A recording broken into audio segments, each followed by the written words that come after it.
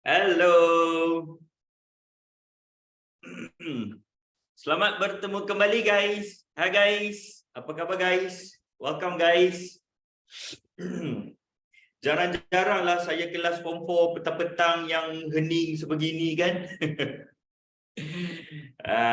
Waalaikumsalam Afika. Saya sihat ke? Alhamdulillah saya sihat. Awak semua sihat ke? Dah breakfast ke belum? Okey, kita start pada pukul kita tunggu kawan awak join. Kita start 5.03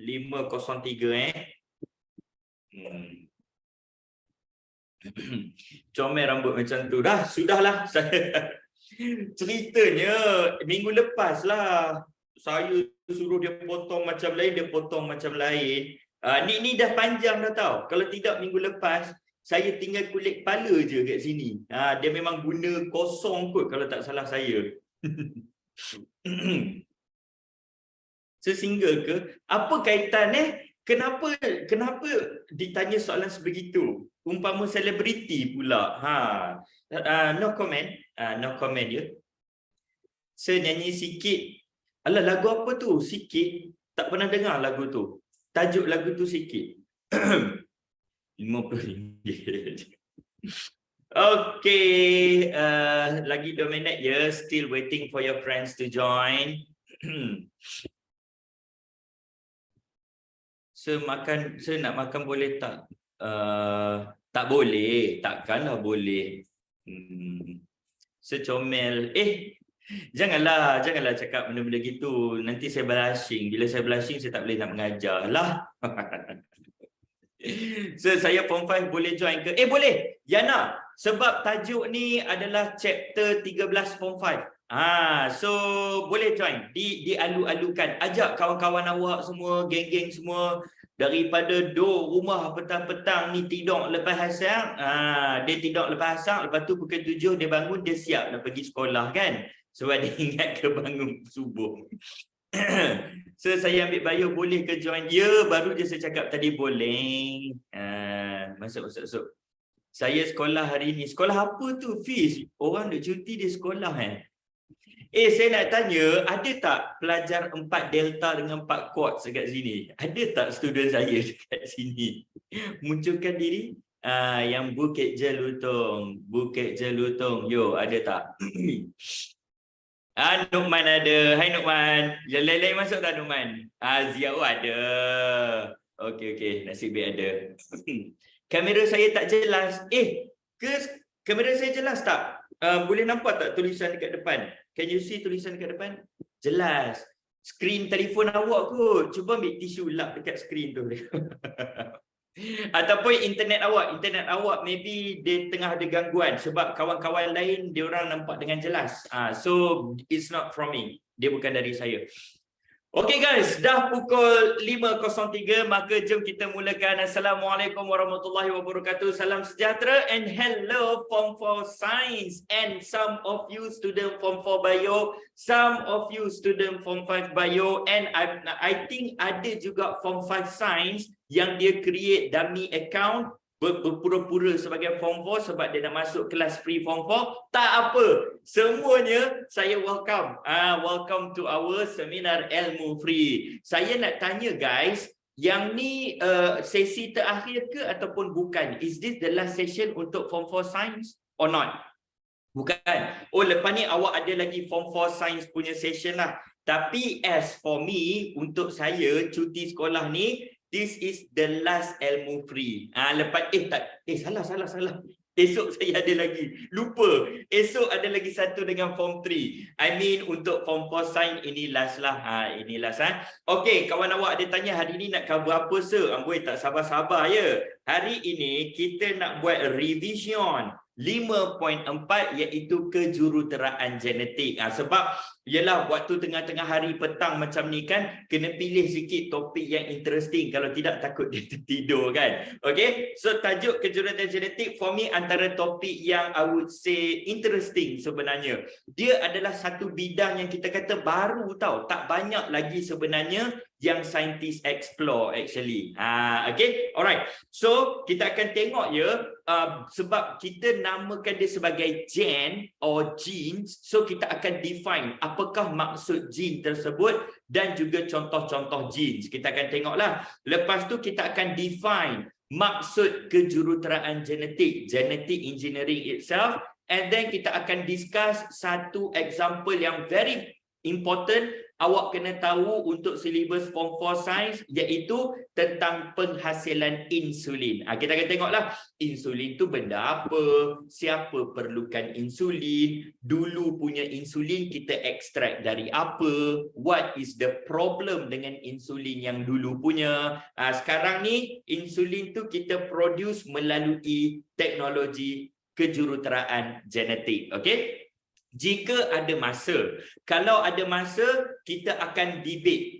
Kita akan debate sikit apakah kebaikan dan juga kita kata keburukanlah teknologi kejuruteraan genetik ni.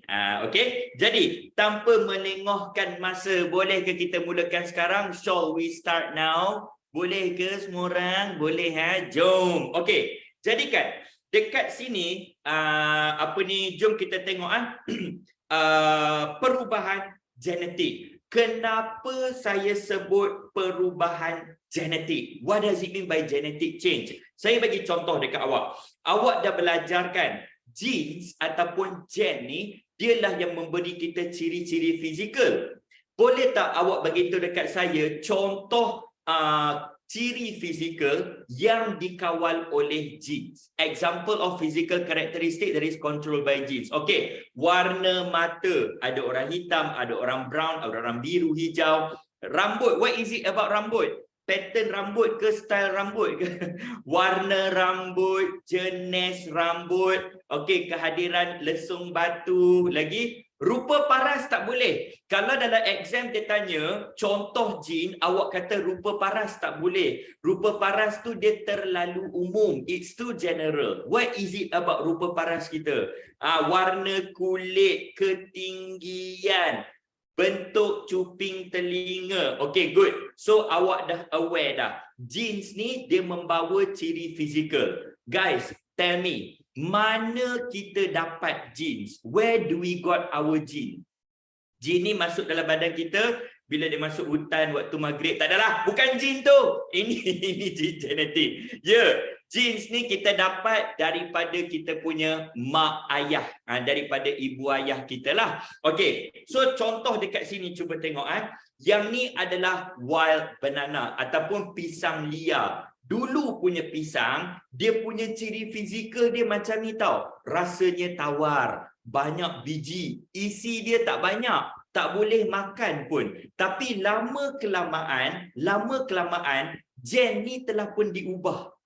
Dia diubah, yang mana sekarang ni kita kata domestik punya banana lah, ataupun pisang yang telah dikomersialkan, yang mana isi dia lagi tebal, biji dia tak banyak, rasa dia lagi manis. Nampak tak dekat sini? Dekat sini ada jin, dekat sini pun ada jin, tapi dia membawa kepada ciri yang berbeza.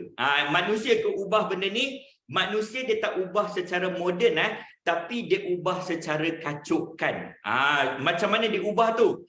Dia pilih antara pisang-pisang ni kan, dia tengok, dia ambil satu induk yang isi banyak, satu induk yang isi banyak, dia kacukkan. Lepas tu dapat anak dia. Lepas tu daripada anak-anak pokok pisang tu, dia pilih lagi bakar ataupun breed yang dia nak. Okay, ataupun contoh lainnya, macam tu juga macam wild watermelon. Dulu punya watermelon tak boleh dimakan, isi keras, tawar dan sebagainya. So manusia kita pilih, kita nak okey, ini buah macam ada potensi lah untuk menjadi buah yang manis dan sedap. Kita pilih mana bakar yang kita nak, kita kacukkan, kacuk sampailah dapat buah tembikai macam ni. Okey, contoh lain. Ni siapa ada bela kucing? Persian ke ataupun Munchkin ke, ini bukan original. This is not the original one kan. Macam Persian ni, dia pilih ciri-ciri yang dia nak. Berbulu lebat, lepas tu hidung, muka dia terpenyek sikit, something like that kan. Lepas tu dia pilih, dia kacuk dapat anak. So anak-anak ni dia pilih mana ciri yang kita nak. dia kacuk lagi. So dia kacuk over many generation, dapatlah Persian. Apa maksud baka? Baka tu maksud dia ciri yang dia warisi. Okey, contoh macam Munchkin. Yang ni bukan anak kucing. Ini kucing yang dah dewasa tapi dia punya saiz dia kecil kan. Macam mana kita boleh dapat saiz kecil macam ni? Dia pilihlah. Okey, mana mak yang kakinya ketot, ayah yang kakinya ketot. Dia kacukkan. Dapat anak yang kaki ketot. So anak-anak yang kaki ketot ni dia kacuk lagi. So dia kacuk sampailah dapat baka Munchkin macam tu. Okey? Jadi perubahan genetik ni berlaku melalui pembiakan terpilih. Pembiakan terpilih ataupun selective breeding.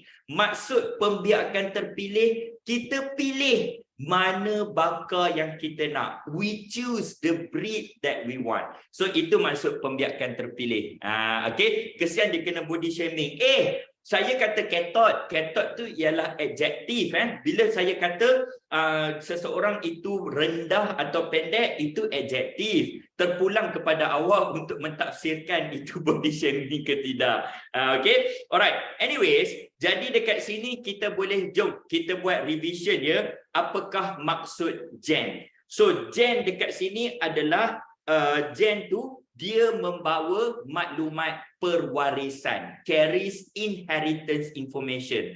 Kenapa kita kata perwarisan? Sebab maklumat tu dia diberi oleh parent ataupun induk. Induk ni ibu dengan ayah lah, diberi kepada zuriat anak-anak dia. Okey. Jadi contoh yang macam awak sebut tadi, warna mata, jenis rambut, jenis darah, kehadiran lesung pipit dan sebagainya. Okey, kawan awak tanya, gen tu genetik ke? Genetik tu nama bidang. Genetik is the name of the field. Gen merujuk kepada DNA yang kita dapat dari parents kita. Okey.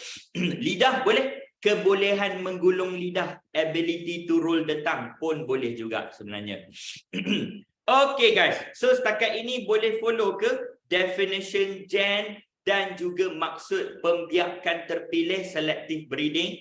Boleh Okay, so ini zaman dulu. Zaman dulu kita tak adalah ambil diorang punya sel, kita tengok dia punya sel, kita tengok dia punya kromosom. Tak, kita tak buat benda tu. Pembiakan terpilih dia berlaku sejak zaman dulu lagi. Waktu teknologi pun tak ada lagi. Sebab apa? Kita hanya gunakan mata. Kita tengok baka yang kita nak, kita kacukkan. That is selective breeding. Tapi zaman moden sekarang, kita boleh ubah genetik diorang tapi dengan menggunakan kaedah kejuruteraan genetik atau genetic engineering. Sama juga. Kita ubah genetik diorang, lepas tu diorang punya ciri fizikal diorang pun akan boleh berubah juga. Okey, contoh kita tengok dekat sini. Yang ni adalah ikan fluorescent. In fact, awak boleh beli ya ikan ni sebagai ikan hiasan. Nama syarikat dia ialah Glowfish nama dia. Glowfish awak boleh cari dekat website. 4 ekor dalam $12 something like that lah. Saya tak tahulah sama ada dia import sampai ke Malaysia ke tidak. So ikan ni dia original, dia tak produce color fluorescent. Macam mana ikan yang boleh produce color fluorescent ni? Dia gabungkan DNA ataupun gen daripada organisma spesies lain. Okay. In this case, macam kita tahu jellyfish, obor-obor. Obor-obor ni kan diorang selalu boleh produce warna-warna yang menarikkan. So apa diorang buat? Diorang ambil gen daripada obor-obor, dia masukkan ke dalam embrio ikan. So bila ikan tu dah membesar, maka dia boleh produce color macam color obor-obor. Ini legal ke sir? Ini semua hukum manusia. Dia sebenarnya ikut negara sebenarnya. Ada countries yang legalize, ada countries yang tak legalize benda tu. Embrio tu benda apa sir? Okey, ingat lagi tak embrio? Ini adalah sperma. Apabila sperma bergabung dengan ovum, maka kita akan dapat what we call zygote. Okay, zygote dia akan develop menjadi embryo. Embryo itulah manusia pun sama. Manusia kita bermula daripada zigot, lepas tu kita jadi embryo lah. So, gen daripada jellyfish tu dia masukkan waktu peringkat embryo. Dia bukannya ikan tu dah jadi besar, dah dewasa, dia suntik, tak boleh, itu tak boleh dia ingat macam apa Incredible Hulk ke macam Spider-Man pula kan, kena gigit dengan apa labah-labah lepas tu jadi Spider-Man. Bukan, ini bukan fantasi, ini diorang kena ubah dari peringkat embryo lagi sebenarnya. Okay, alright, contoh lain macam ni, kucing yang boleh glow in the dark. Ini sebenarnya kucing tak adalah diorang gunakan tikus, tapi it's theoretically, secara teori boleh dibuat sebenarnya. In fact, dekat universiti saya dulu ada, tapi bukan kucing, kita orang ada tikus. Tikus tu memang dia boleh produce this kind of color yang dia macam glowing kalau waktu dalam gelap. Okay, so sama.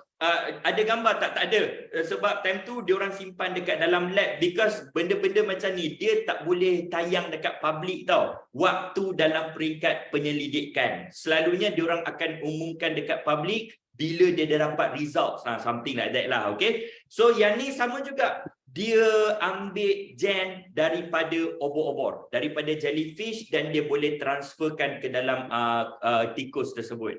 Okay, tak ada efek buruk apa-apa ke? Nanti kita akan discuss baik buruk dia, advantage dengan disadvantage dia. Okay, sebenarnya ada reason kenapa saintis bukan saja-saja nak main-main dengan haiwan macam ni, bukan. Kita sebenarnya sedang mencari jalan, mencari cara yang mana teknologi ni kita apply dekat tempat lain. Kejap lagi kita akan discuss kenapa dia orang buat benda ni. Okay, alright. Selain itu juga macam ni. Ini contoh. Kebanyakan tomato, soybean, buah-buah yang dekat pasaraya kita sekarang ni, kebanyakannya sebenarnya genetik dia dah diubah dah pun actually. So menyebabkan dia orang ni susah untuk diserang oleh penyakit. Dia tak mudah dirosakkan oleh serangga perosak. Okey, jadi dia menghasilkan disease resistant ataupun buah-buahan, sayur-sayuran yang daya rintangan dia tinggi terhadap penyakit. Okey, alright, jadi ini adalah contoh-contoh kejuruteraan genetik. Okey, jadi jom kita buat definition dia sama-sama. Maksud kejuruteraan genetik, maknanya kejuruteraan genetik bila kita ubah suai, kita ubah suai genetik organisma tersebut, yang mana kita gabungkan, kita combine gene dari spesies yang berbeza. Contoh tadi, obor-obor dengan ikan. Kunang-kunang, firefly yang boleh kelip-kelip tu, kita masukkan ke dalam kucing. Daripada spesies yang berbeza. So, bila kita dah combine, maka dia akan produce organisma yang ciri dia dah tak original dah. Bila organisma ni ciri dia tak original, kita panggil sebagai organisma termodifikasi genetik. Inilah terma yang kita sebut GMO tu, genetically modified organism. Okay? Sir, topik ni ada dalam buku teks ke sir? Taklah, saya saja ajar benda. Mestilah ada dalam buku teks awak ni.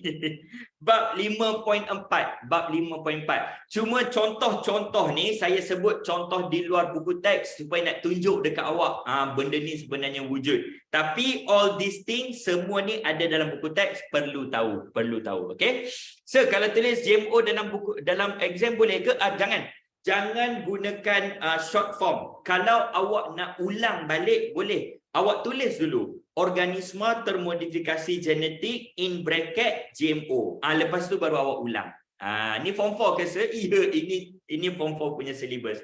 Okay. Now, kejuruteraan genetik, dia ada banyak bidang dia adalah sangat luas. Dia ada bidang medical pun ada tahu sebenarnya, yang mana kita ubah genetik manusia untuk mengubat penyakit tertentu. Contohnya, manusia tu dilahirkan dengan penyakit hemofilia. Ingat lagi tak hemofilia tu apa?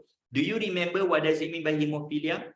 Dia badan dia tak boleh buat apa? Ya, badan dia tak boleh nak membekukan darah. The body cannot carry out blood clotting. Jadi bila dia terluka ataupun dilukai, darah akan mengalir keluar non-stop, which boleh menyebabkan kematian. So orang yang ada hemofilia ni, terluka sikit je pun dia kena pergi ke hospital. Doktor kena suntik dalam badan dia bahan untuk tolong dia bekukan darah. Okay? So penyakit hemofilia, dia ni penyakit yang diwarisi tau. Maksud dia gen dia memang rosak. Dia dapat gen rosak tu daripada parents dia. Jadi dia tak ada ubat, dia tak ada cure, dia tak boleh makan ubat ke apa untuk sembuhkan penyakit. No. So salah satu cara dia, kita kena tukar, kita kena ubah dia punya genetik dia.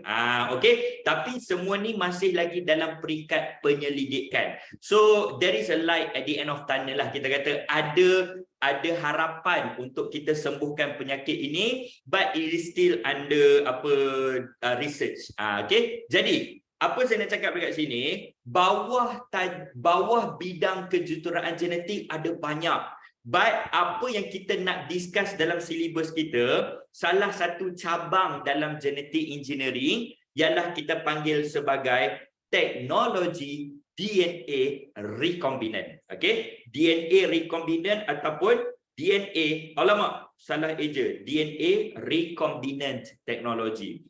Apa maksud DNA recombinant? Ni, DNA recombinant maksud dia, kita ambil gen dari satu spesies, kita ambil gen dari satu spesies, kita combine. Itu maksud DNA recombinant. Okay? Alright, so boleh salin dulu. Kalau dah habis salin, saya down dekat chat.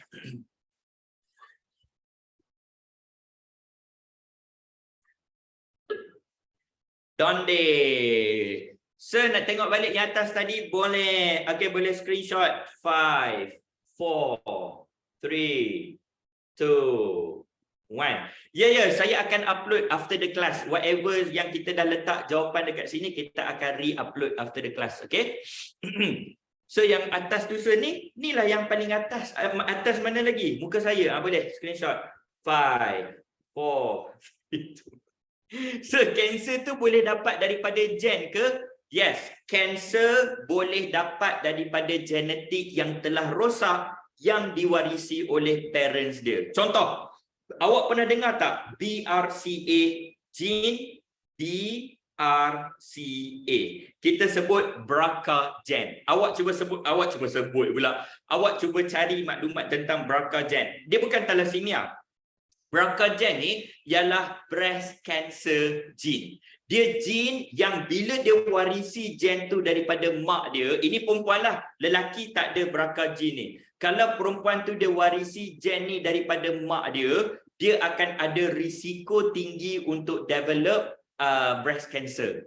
Okay, macam contoh Angelina Jolie. Angelina Jolie dia buat screening tau. Kita boleh screening gene kita ni macam awak screening thalassemia lah. Some of you dah buat thalassemia screening dekat sekolah kan, untuk tengok dia bawa tak genetik thalassemia tu. So bila dah ada BRCA gene tu, ada high risk untuk develop cancer. So Angelina Jolie dia sebenarnya dah buat mastectomy, yang mana dia dah remove dah dia punya breast and dia reconstruct balik. Sebab kalau dia biarkan, there will be high risk, high chance untuk dia develop breast cancer. Okay, so menjawab persoalan awak, ya, kanser boleh disebabkan oleh gen, boleh juga diwarisi. Tapi kanser dia ada banyak dia ada banyak faktor. Pendedahan kepada sinaran radioaktif, terdedah dekat X-ray, isap rokok, isap vape. Saya ulang, isap rokok, isap vape, semua tu boleh contribute kepada kanser. Okay. Alright. Jadi, so bolehkah kita sambung kita punya cerita, guys? Can we continue our story? Boleh Okay. Now, tadi you must be wondering, kenapa saintis nak buat benda-benda gini? Apa tujuan dia? Adakah kita nak menyeksa binatang dan sebagainya? Bukan. Tujuan dia tadi macam kita cakap, kita nak supaya benda ni dia jadi hikmah.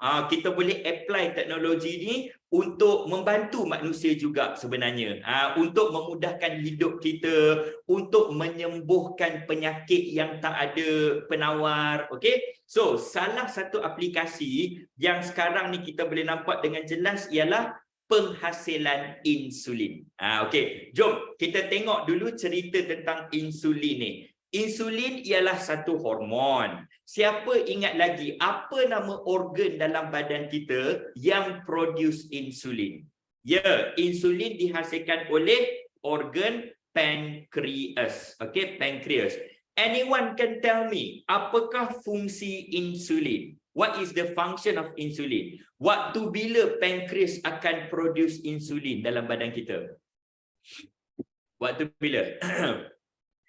Insulin ni akan dihasilkan when I'm with you because you are sweet. Tak ada. Bila kita makan benda-benda manis macam even makan nasi lah. Kita makan nasi, lepas tu kita digest nasi membentuk glukosa. Ataupun awak makan kek, dalam kek ada gula, glukosa. Awak minum boba, ada glukosa. So bila dalam badan kita ada glukosa, aras glukosa meningkat, waktu tu pankreas akan menghasilkan insulin. Okey? Jadi apa insulin buat dekat glukosa tu? Insulin dia akan tukarkan glukosa dekat dalam darah kita, blood glucose, dia tukarkan menjadi apa guys? Can anyone tell me? Ini chapter 7 ya, dia relate dengan chapter 7.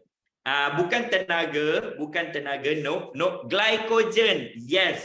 Dia tukarkan glukosa menjadi glikogen. Bahasa Inggeris kita sebut glycogen. Glycogen ni disimpan tau, storage.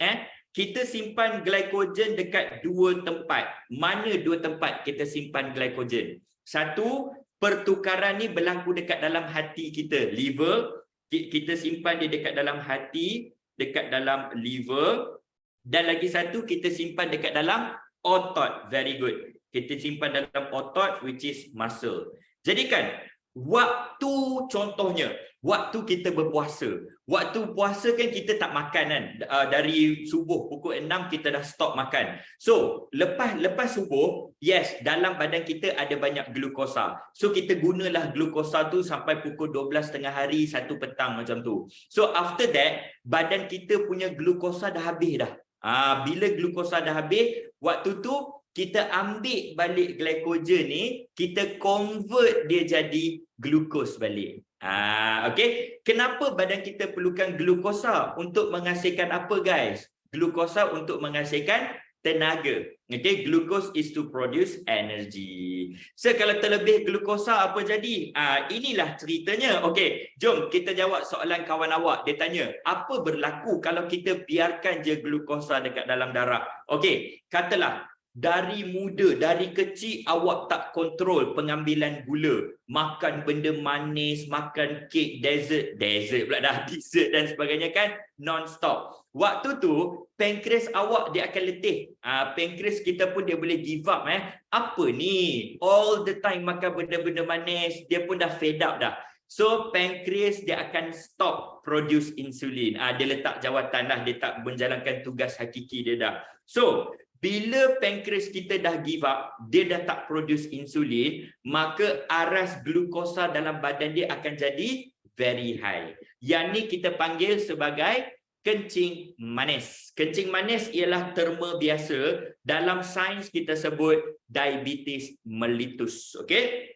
Jadi, penyakit yang memerlukan suntikan insulin adalah pesakit diabetes mellitus lah. Okey? Diabetes mellitus. Diabetes mellitus. For some reason, ejaan dalam English, ejaan Melayu, dia buang satu L. Tapi dalam English, dia double L. Sebenarnya dia memang double L pun. Okay. Dalam website Kementerian Kesihatan pun double L. Tapi I don't know, textbook dia letak satu L. Entah apalah, kita follow lah. Okay, ada kawan awak tanya, sir, kalau tulis kencing manis dalam exam tak apa ke? sebab kita belajar sains. So saya nak awak menjadi orang yang sains. Faham ke? Kencing manis ni orang tak belajar sains pun orang boleh sebut. Betul tak? Jadi kita belajar sains, kita nak jadi sains sikit. Okey? Awak terlalu sains untuk saya. Okey? So inilah efek dia yang tanya tadi. Kalau glukosa terlalu tinggi, maka dia jadi penyakit kencing manis. Apa efek dia? Okey, glukosa yang terlalu tinggi, dia boleh merosakkan kita punya saraf. It can damage our nerve. So contoh saraf yang terlibat adalah saraf dekat kita punya penglihatan. Our sight punya nerve. So my kakak kepada nenek saya. Kakak kepada nenek saya, dia hilang kedua-dua belah penglihatan dia because of diabetes. Permanent damage, tak boleh patah balik. So once saraf dia dah rosak, dia dah jadi permanent blind. So that is one of the effects daripada diabetes. Second, awak kan pernah dengar kan orang duk sebut apa, makan benda manis, potong kaki, potong kaki. Pernah dengar kan? Kenapa orang relate potong kaki dengan minum benda manis? Sebab bila dah dapat diabetes mellitus, kencing manis, dia punya apa mekanisme untuk membaiki tisu rosak dia dah tak ada tau. Maksud dia kalau dia terluka, nak baiki tu mengambil masa yang sangat lama. So apa berlaku? Bila dah terluka, terdedah, bakteria, virus, fungus boleh masuk. Jadi bila fungus tu dia masuk dekat tempat luka dia tu, dia akan spread, dia akan spread pergi ke tulang, pergi ke sel saraf. Jadi doktor takut bakteria tu akan spread satu badan, jadi diorang akan ambil keputusan untuk potong. Potong tu buang terus bahagian yang infection tu. Okey. So itu adalah salah satu. Diorang punya mekanisme untuk membaiki tisu rosak dia dah tak ada. And dia punya problem dia, contoh kalau diorang kena buat operation, contohnya lah dia kena appendix kan. Some people biji cili masuk dalam appendix, kena remove appendix kan. Kawan saya dia kena remove appendix. Lepas tu dia operation tu simple je. Doktor potong sikit je, keluarkan appendix, settle. Tapi dia kena stay dekat hospital 2 ke 3 minggu sebab luka operation dia yang sikit tu tak nak sembuh. Cek-cek rupanya dia memang ada diabetes lah. So that's the reason. Jadi dia terpaksa duduk kat hospital sebab takut ada infection. So that is one of the effects dia lah. Okey, kawan awak tanya, diabetes boleh sembuh balik ke? Ya. Some people yang control, diorang control ambil ubat dan sebagainya, dia boleh control blood glucose tu. Jadi bila dia control blood glucose, dia punya tahap keterukan diabetes dia tu boleh dikawal lah. Okey, boleh dikawal. So memang lagging ke? Tak, saya lagging ke guys? Am I lagging? Tak kan? Okey kan? Tak. Okey. Alright guys. So, dah yang ni introduction je, tak penting sangat pun ni. Cerita ni sebenarnya. So, diorang ni perlukan suntikan insulin sebab badan diorang tak boleh produce insulin. Jadi, cuba teka, dari mana kita ekstrak insulin untuk injek dekat pesakit diabetes? Dulu. Daripada kuda. Bukan, kuda tak sesuai, banyak side effects. Sebenarnya suntikan insulin kita ambil daripada kincir babi dan juga lembu sebenarnya, daripada lembu. Ini zaman dulu. Ini zaman dulu tau sebenarnya. Okey. So, bila diambil daripada babi, bila diambil daripada lembu, of course lah ada isunya kan. Especially Melayu Malaysia ni, kita bila dengar perkataan kincir, kita jadi pantang, tiba-tiba nak marah padahal dia tak buat apa pun, tak bersalah pun kan. So sebab dulu tak ada pilihan. Dulu tak ada pilihan. Diorang try ekstrak insulin daripada haiwan lain, semuanya tak sesuai dengan manusia. And apparently yang paling sesuai, paling masuk sekali adalah kincir dengan lembu. Okay, tapi adalah isunya. So jom kita tengok soalan ketiga. Nyatakan isu yang dihadapi sebelum insulin ni kita hasilkan melalui kaedah moden. Okey, isu yang pertama adalah kesan sampingan, side effects. Okey, kesan sampingan, in English kita sebut side effects. So kesan sampingan ni contoh badan dia jadi alergi, badan dia reject benda tu. Dia macam ada orang vaksin kan, suntik vaksin, badan dia jadi alergi dan sebagainya. Itu adalah kesan sampingan. Sebab ini benda dari luar, benda dari luar. Okey. Dan lagi satu, ini kita nak sebut macam mana isu yang melibatkan benda tak halal ni, kehalalan dia lah kan, betul tak? Kita kata halal, halalness. Okey, kehalalan. Hukum. Kita kata isu hukum lah isu hukum. Isu hukum sebab dia melibatkan lembu, dia melibatkan khinzir. Okay, so these are the issues before that. Okay. Alright, setakat ini ada apa-apa isu halal? Ya, isu hukum ataupun halalnya lah, halal ke tidak. Okay, so far ada apa-apa soalan tak nak tanya? Is there any question so far? Tak ada? Okay, kalau tak ada, now sebelum kita gerak kepada kebaikan insulin ni, jom kita tengok dulu proses dia. Proses dia agak detail tapi tak adalah detail sangat pun sebenarnya. Okay?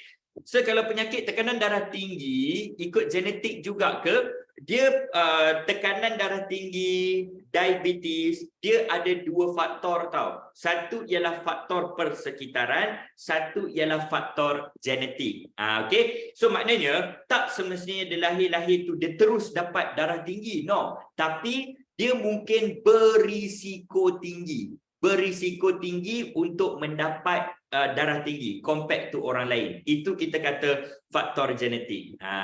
Khinzir tu apa? Khinzir ialah pig ataupun babi. Pig ataupun babi. Okay?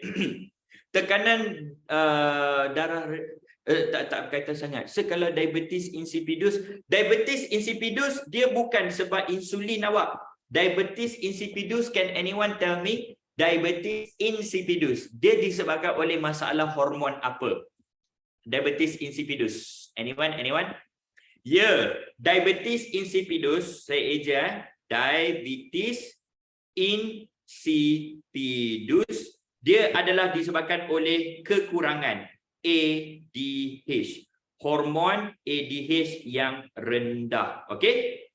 Hormon ADH dia kontrol kita punya penghasilan air kencing.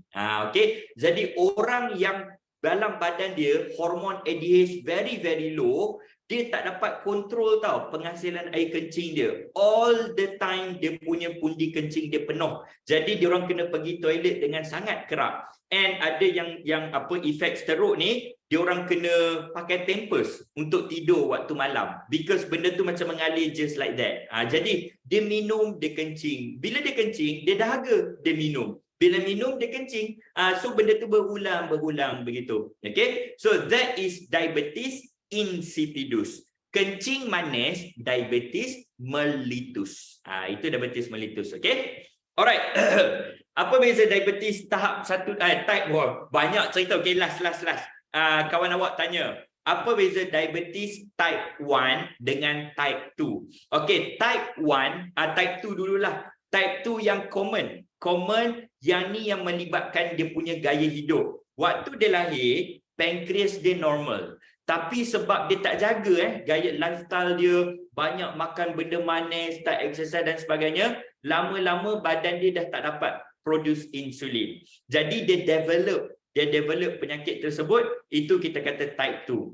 Yang type 1 ni, yang ni memang totally genetik. Dia lahir-lahir je something wrong dengan dia punya pancreas.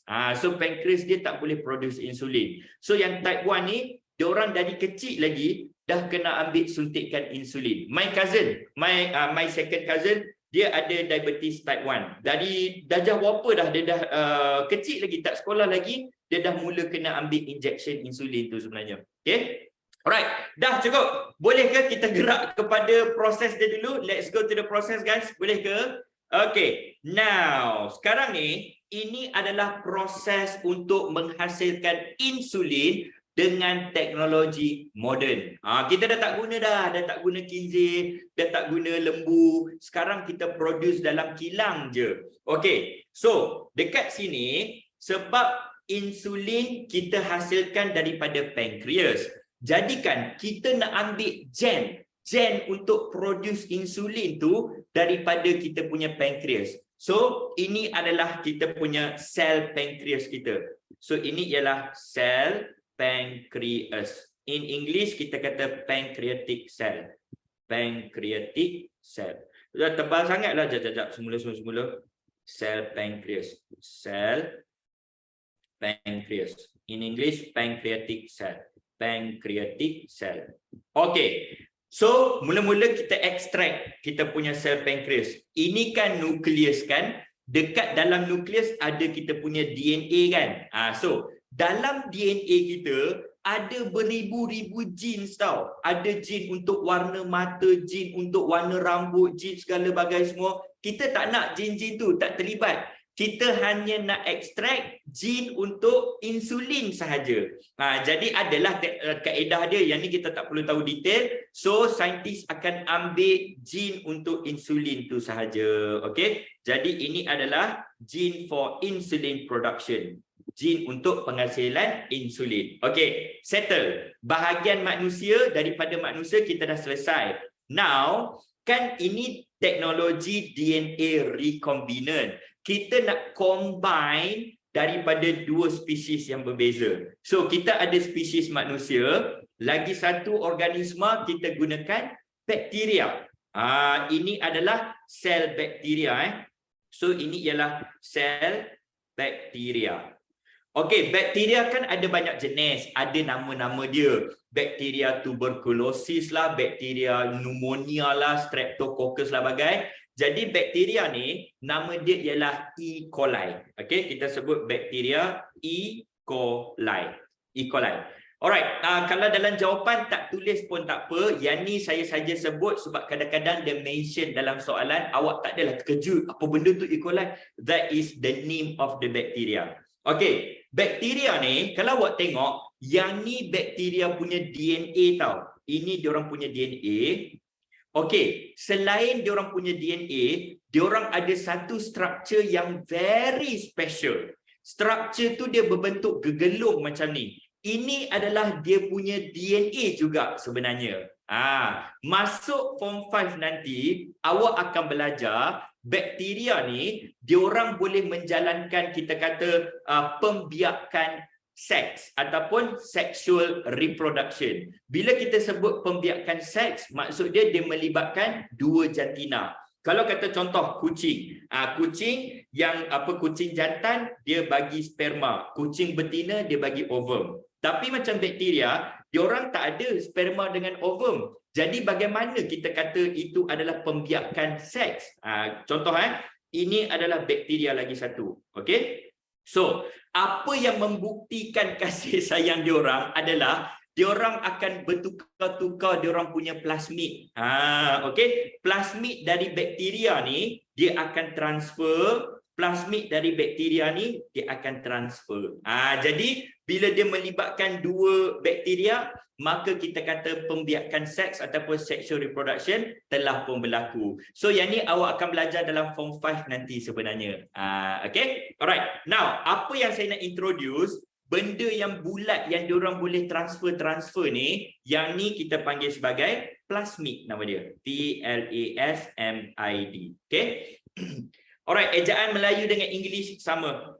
Okay, so kita dah ada DNA dari bakteria, kita dah ada insulin gene daripada manusia. So dah ada dua-dua benda ni, apa kita buat? Kita combinekan sahaja. So like literally literally kita masukkan, nampak gene insulin yang warna merah ni, kita masukkan ke dalam plasmid tu. So kita potong dia macam getah. Kita potong getah tu, dia terbuka. So bila terbuka, kita masukkanlah gene insulin tersebut. Form 5 biology, awak kena belajar detail sikit lah, enzim pemotong lah apa bagai semua. Untuk form 4 science, dia basic je. Okay? Alright. So sel bakteria tu dekat dalam haiwan ke? Bukan. Sel bakteria ni adalah bakteria yang bebas. Dia duduk dekat sekeliling kita. E. coli adalah bakteria yang paling common sekali. That's like everywhere. Kalau dekat tapak tangan kita ni, kalau kita tak basuh kan, there will be millions of bacteria atas meja awak, atas lantai, tepi longkang, atas jalan. Almost everywhere kita boleh jumpa E. coli. Of course lah kita tak nampak dengan mata kasar. Okay, alright. So, bila kita dah combine, apa perkataan saya guna? Combine. Bila kita dah combine gene insulin dengan plasmid, maka benda ni kita panggil sebagai DNA recombinant. Itu nama dia. DNA recombinant. In English kita sebut recombinant DNA. Recombinant DNA. Okay. So apakah maksud DNA recombinant? Maksud dia gabungan. Gabungan ini adalah plasmid bakteria. Ini adalah plasmid bakteria. Yang ni adalah gene untuk insulin. Gene insulin. Jadi dia telah pun bergabung. Okey guys, setakat ini boleh nampak ke dia punya proses dia guys? Boleh Okey, next. Macam kita tahu tadi bakteria, diorang kan boleh menerima plasmid. Diorang boleh bertukar-tukar plasmid. Maknanya plasmid dari luar boleh dimasukkan ke dalam bakteria. Jadi plasmid ni ataupun DNA recombinant yang telah kita siap ni, kita masukkan ke dalam badan diorang. Nampak tak? So bakteria ni, ini ialah sel bakteria ya. Ini ialah sel bakteria. Dia membawa DNA recombinant. Kalau tadi dia tak bawa gene untuk insulin. Sekarang ni gene insulin tu telah pun dimasukkan ke dalam badan dia. Okey? Jadi bila kita dah masukkan DNA recombinant ni, maka kita panggil dia sebagai bakteria recombinant. In English, recombinant bacteria. Apa maksud recombinant bacteria? Bakteria yang mengandungi DNA recombinant. Senang je nama dia recombinant sebab dia combine. Okay? So, ni yang plasmid dia dikeluarkan tadi tu ke? Benar. Okay? So, secara mudahnya gini ya. Ini plasmid, tu plasmid. Saya keluarkan plasmid dia. Saya besarkan sikit. Okay? Lepas tu, saya buka dia punya plasmid. Lepas tu, saya sumbat gene untuk insulin. Itu adalah gene untuk insulin. And then, saya akan masukkan. So, saya masukkan ke dalam bakteria ni. Gitu cara dia. Okay? So, dalam exam ada tak dia suruh label? Ada. Dia boleh bagi tempat kosong. Lepas tu dia kata, nyatakan struktur X. Nyatakan struktur Y contohnya. So, boleh. Okey, setakat ini guys, boleh follow ke tidak dia punya story untuk penghasilan bakteria recombinant ni? Boleh Okey. So next, selepas dia dah produce ni, so ini sekobakteria. Jadi kan bakteria ni dia dah boleh produce insulin tau. Katalah insulin saya letak warna macam ore-ore ni. Ini adalah insulin yang dia boleh produce. Jadi kita boleh ambil insulin ni dan kita inject masuk dalam manusia. Tapi kalau sekobakteria, insulin dia sikit lah. Macam mana cara kita nak bagi banyak? Kita biarkan bakteria tu beranak pinak.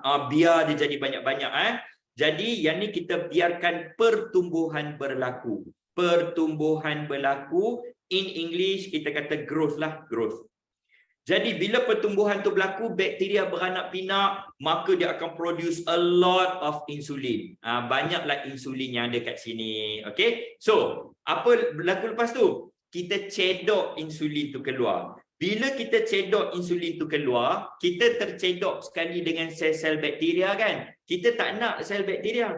Kita tulinkan dia. Tulinkan tu maksud dia kita musnahkan sel bakteria, bau-bau yang tak enak dan sebagainya kita buang. So tinggallah insulin yang pure, insulin yang tuli. Okay? Jadi the last step kita keluarkan. Keluarkan tu kita kata extraction nama dia. Okay? Proses extraction, pengekstrakkan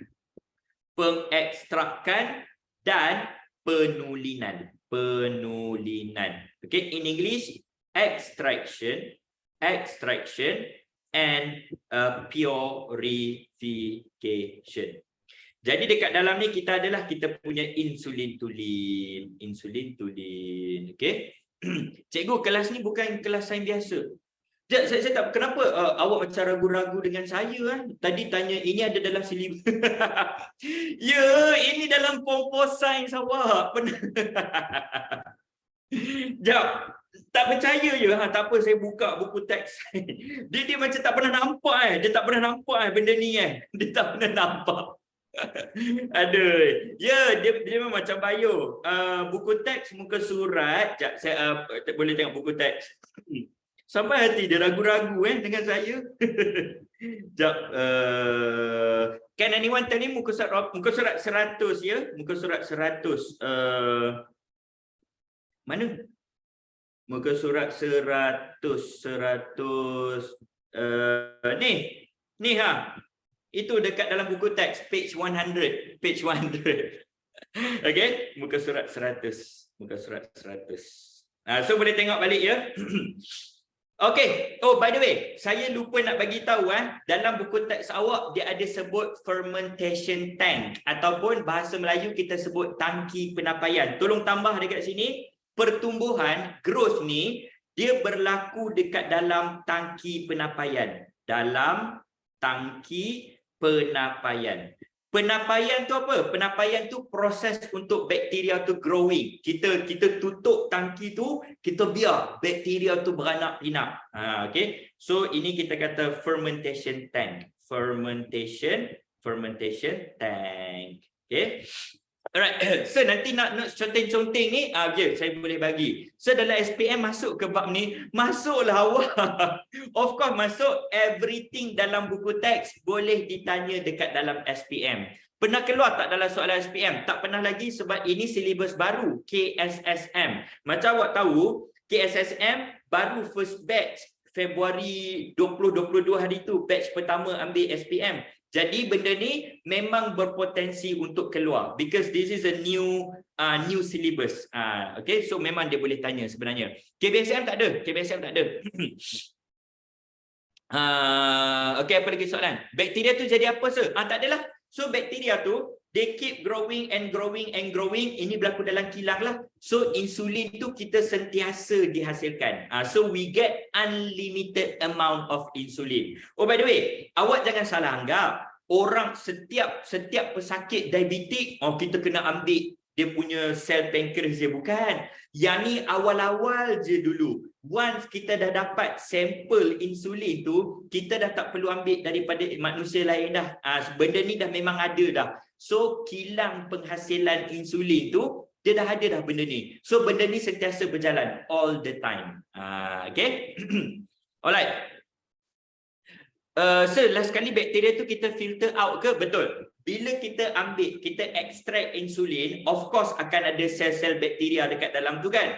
So adalah teknik untuk kita tulinkan, kita buang sel bakteria. Sebab nanti kita nak inject masuk dalam manusia, takkan nak inject sekali dengan bakteria E. coli tu.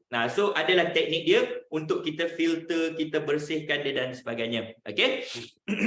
Alright, okay guys, boleh tak sebelum kita habis kita punya kelas, jom kita summarize tentang dia punya advantage dia. So, compare dengan sebelum ni, sekarang ni apakah kebaikan insulin melalui kaedah kejuruteraan genetik? Apa agak-agak awak? Dia punya kebaikan dia. Can anyone tell me? Okay, dia boleh merawat. Sorry, jatuh pula pen saya je. Insulin daripada baby dengan lembu ni pun boleh merawat juga. Jadi awak tak boleh guna jawapan boleh merawat diabetes. Yes, pertama tak ada kesan sampingan. Kalau tadi kita ambil daripada haiwan lain masuk dalam manusia, diorang akan develop allergic reaction lah dan sebagainya. Tapi sekarang ni insulin tu memang insulin pure. Memang insulin tu datang daripada gen manusia sendiri. Jadi dia memang 100% sama macam insulin manusia. Kalau dulu punya teknologi insulin tu tak sama macam insulin manusia. Okey, jadi betul yang pertama, tiada kesan sampingan. Tiada kesan sampingan. In English, no side effect. No side effect. Okey, yang kedua, apa lagi? Halalan thayyiban. Okey, so dia tak adalah isu halal. Okey, tiada isu halal. Okey. Sebab bakteria halal tak? Oh, nanti dia tanya saya pula. Bakteria halal ke sir? Ni, yogurt awak duk makan tu kan pernah tengok tak iklan dia kata Vitagen mengandungi bakteria Lactobacillus. Bakteria halal. Awak celah mana dia ada leher untuk kita sembelih ke apa? Okey, memang halal lah. Alright, apa lagi? Kuantiti, betul. Yang ketiga, kita boleh produce dia dalam kuantiti yang banyak. Okey, cepat dan banyak. Cepat dan banyaklah. Kita nak produce dia cepat, kuantiti dia pun banyak juga. Okey, kuantiti dia pun banyak juga. Okey, so boleh kata murah lah. Kalau dulu seekor lembu kita boleh ekstrak insulin berapa banyak je. Sekarang kita boleh non-stop bakteria tu boleh produce. Okey, so murah, cheap. Okey, cheap, murah, cheap. Okey. Nombor 2 tu apa? Halal. Nombor 2 tu halal. Okey, halal. Ini untuk ni lah, untuk apa? Muslim lah, okey. So insulin tu apa? Ni tadi kita dah discuss dah awak fungsi insulin. Insulin dia mengawal aras glukosa. Okey, dia mengawal aras glukosa dalam darah. Bagaimana cara insulin mengawal? Dia tukarkan glukosa menjadi glycogen. Ini fungsi insulin. Okey. Jadi insulin ni kita akan suntik dekat siapa? Ni dok. Dia tanya balik soalan satu ke atas ni. So insulin tu kita suntik dekat pesakit diabetes lah. Diabetes tu badan dia orang tak boleh produce insulin. Jadi kita suntik dekat pesakit diabetes. Okey? Adalah sama secara kimia dengan insulin manusia, betul? So insulin tu dia sama exactly sebiji macam insulin manusia, sebab tu dia tak ada kesan sampingan. Correct. Correct. Okay. Alright. So dia selalu suntik dekat bahagian badan yang mana satu. Insulin yang saya tahu dia orang selalu suntik kat bahagian perut, dekat ni. Ni. Dia orang selalu apa, dia picit sikit isi dekat perut tu, lepas tu dia inject. Tapi zaman sekarang dia orang dah ada insulin patch tau. Dia macam besar ni. Lepas tu dia macam ada jarum-jarum kecil tau. Lepas tu dia lekat je dekat kulit. Macam untuk baby, budak-budak kan. So dia orang lekatkan insulin patch tu. So insulin tu akan meresap masuk ke dalam darah. Dia kena tukarlah setiap sehari 2 hari macam tu dia tukar. Ajak saya tunjuk dekat awak insulin patch. Insulin patch. Ni. So dia boleh letak dekat perut, dia boleh letak dekat bawah lengan, okey. So insulin patch tu nampak dia macam ada jarum-jarum kecil dekat situ. Masa tempek tu rasalah sikit. Lepas tu dia dah tak rasa dah. Dekat TikTok ada, betul. Okey. So sel pankreas tu dari mana? Sel pankreas dari organ pankreas lah. Do you know pancreas organ? Pancreatic organ, kejap. Pankreas. Kita cari organ pankreas. Yang bentuk dia macam apa? Macam daun tu. Endocrine system. There you go. Ni, itu kita punya liver, ini hati. Ni bentuk dia macam panjang kuning gitu. So that is our pancreas. Okay? Alright. So guys, kita tinggal lagi 3 minit. Maka saya rasa gitulah dia punya story dia.